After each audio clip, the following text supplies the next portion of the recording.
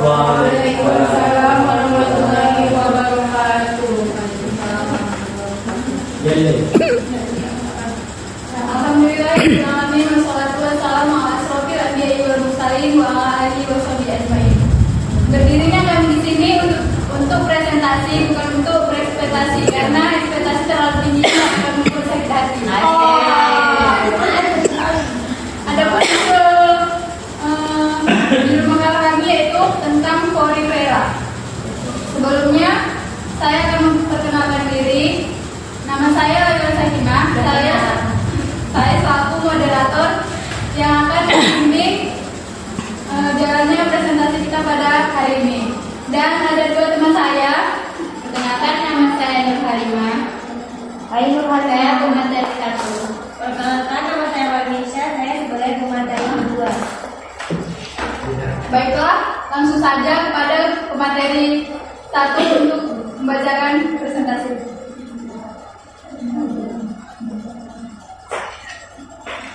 Baiklah, Porifera adalah hewan multiseluler yang paling sederhana karena hewan ini memiliki ciri yaitu tubuhnya berpori seperti busa atau spons, sehingga Porifera disebut juga sebagai hewan spons. Porifera termasuk salah satu hewan invertebrata, yaitu hewan yang tidak bertulang belakang. Karakteristik Porifera. Pertama, tubuhnya diplobastik atau terdiri dari 2 lapisan, yaitu ektodermis, kulit luar, dan endodermis atau kulit dalam. 2. Disebut sebagai hewan spons dan juga hewan berpori karena tubuhnya terdapat lubang-lubang kecil. Yang ketiga, tubuhnya terdapat spikula yang mengandung zat kapur atau kalsium, zat gersik atau silikat atau benang-benang spongin. 4. Hidup dengan tipe sesil atau menetap di dasar perairan. 5. Tubuhnya dilengkapi saluran air guna, mensirkulasi air di dalam tubuhnya. 6. Reproduksi secara vegetatif dengan kuncup dan gemulai, dan secara generatif melalui pembuahan ovum oleh sel sperma. Selanjutnya klasifikasi Porifera. Klasifikasi Porifera. 1. Kelas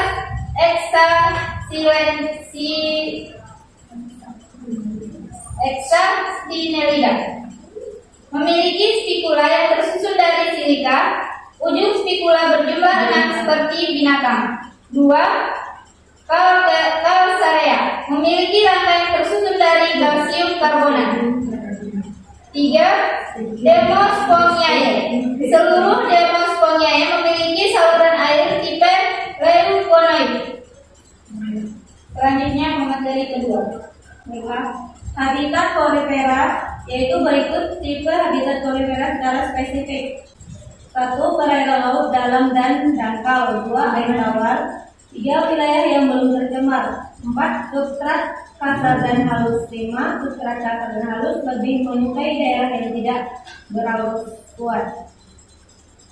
Sekitar 150 jenis Porifera hidup di air tawar, misalnya Haliciona dari kelas Demospongia. Porifera yang telah dewasa tidak dapat berpindah tempat, hidupnya menempel pada batu atau benda lainnya di dasar laut. Karena Porifera yang bercirikan tidak dapat berpindah tempat, kadang Porifera dianggap sebagai tumbuhan. Manfaat Porifera bagi kehidupan manusia. Filum Porifera tidak jauh beda dengan filum invertebrata yang lain. Porifera memiliki peranan yang menguntungkan bagi kehidupan manusia. Peranan Porifera bagi kehidupan manusia sebagai spons mandi dan alat gosok. Zat kimia yang dikeluarkannya memiliki potensi obat penyakit kanker. Reproduksi Porifera. Porifera melakukan reproduksi secara aseksual maupun seksual. Reproduksi secara seksual terjadi dengan pembentukan tunas dan gemulai. Porifera dapat membentuk individu baru dengan regenerasi. Reproduksi seksual dilakukan dengan pembentukan gamet. Sebagian besar besar porifera menghasilkan ovum dan sperma pada individu yang sama sehingga porifera bersifat hermafrodit.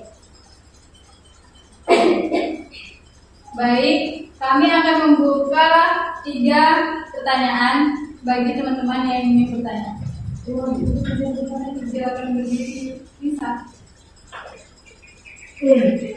Assalamualaikum warahmatullahi wabarakatuh. Waalaikumsalam.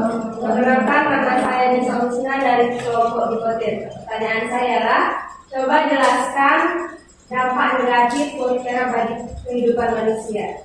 Terima kasih.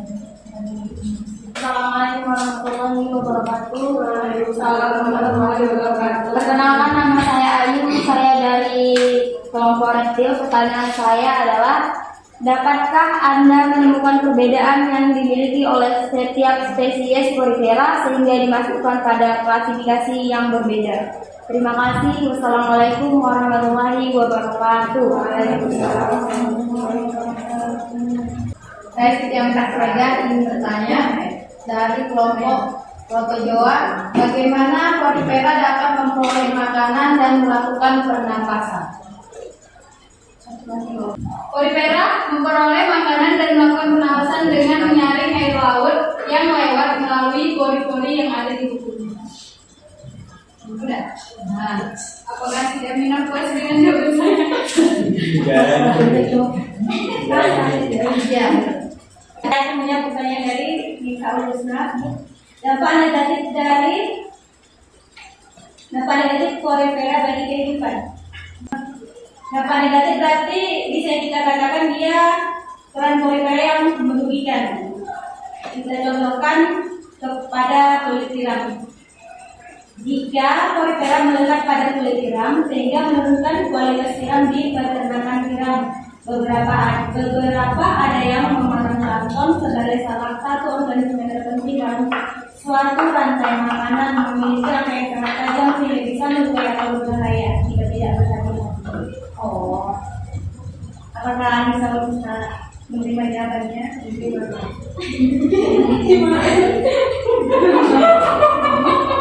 Pertanyaan tadi apa? Baru diklasifikasikan ya. Maksudnya ini perbedaan. Dan menjawab pertanyaan dari Ayu. Contoh hewan porifera itu yang pertama ada sikon.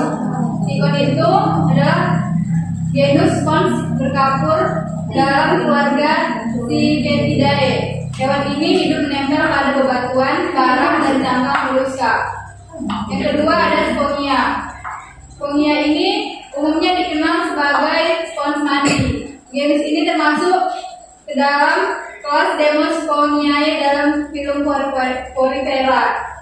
Beberapa spesies termasuk Sponia officinalis digunakan sebagai alat pembersih, tetapi sebagian besar telah diganti dengan bahan sintetis atau tanaman. Yang ketiga, Eupractera adalah genus spons kaca, termasuk di dalamnya adalah spesies Eupractera aspergillum atau dikenal dengan keranjang bunga Venus.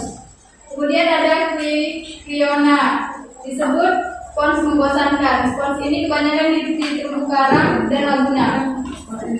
Kemudian Leucosolenia adalah genus spons berkapur dalam keluarga Leucosolenidae. Spesies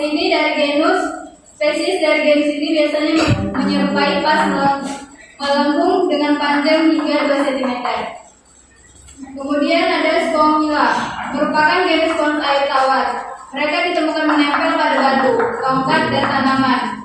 Dan yang terakhir ada Clantrina, adalah genus spons berkapur dalam keluarga Clantrinidae. Spons ini biasanya ditemukan pada permukaan batuan di pantai dan perairan dangkal.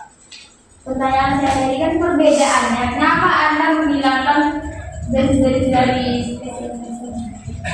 Pertanyaan saya tadi simpel, perbedaan. Dari mana Anda menemukan perbedaan tersebut? Dari apanya? Mungkin dari sifatnya atau dari kerangka tubuhnya? Bagaimana perbedaan? Baik, Kak. Dan dibedakan dari karakteristik porifera, yaitu tubuhnya diobloblastik, terdiri dari 2 lapisan, yaitu ektodermis kulit luar dan endodermis kulit dalam.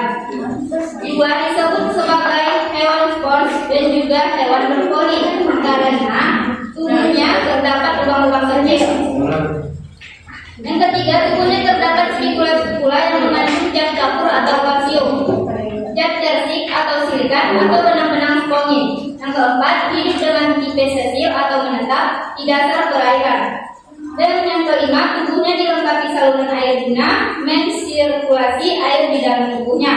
Dan keenam, reproduksinya secara vegetatif dengan kuncup dan gemulai dan secara generatif melalui pembuahan ovum dan sel sperma. Dari sini dibedakan Kak, dari karakteristik.